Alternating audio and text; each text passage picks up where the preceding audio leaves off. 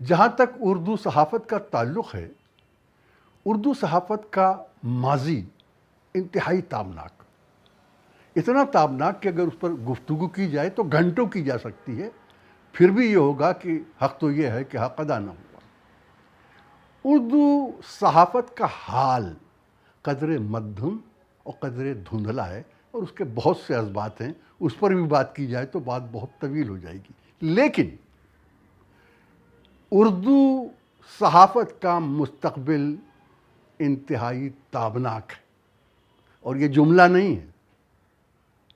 میں اس کے سلسلے میں میرے پاس دلائل ہیں، لیکن اگر ان پر بھی گفتگو ہوگی تو پھر بہت طویل گفتگو ہو جائے گی، اس لیے آئندہ موقع کے لیے آئندہ موقع کے لیے اسے اٹھا رکھتا ہوں، اس پر یقین بات کروں گا۔ تابناک کیوں ہے؟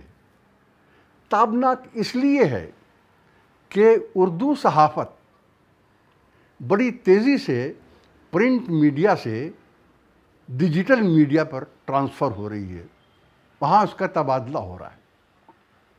اردو زبان کی جو خوبیاں ہیں، اردو جو سلیس اردو زبان ہے، جسے لوگ عام طور پر ہندی سمجھ دیتے ہیں، اس کا ریچ بہت زیادہ ہے، وہ بہت زیادہ لوگوں تک پہنچتی ہے، اور اس میں وہ اخراجات بھی نہیں ہیں جو پرنٹ میڈیا میں ہوتے ہیں۔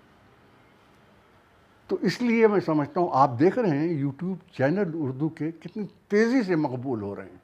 کسی بھی دوسری زبان کے چینلوں سے زیادہ مقبول وہ چینل ہیں جو اردو میں یا جو اردو کے ہیں۔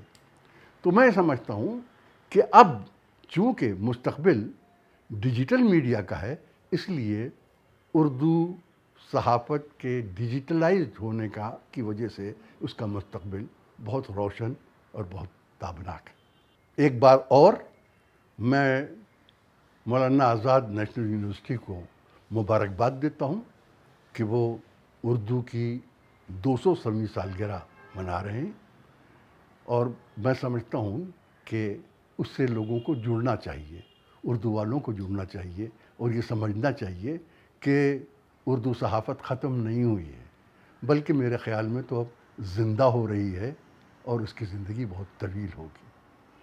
شکریہ۔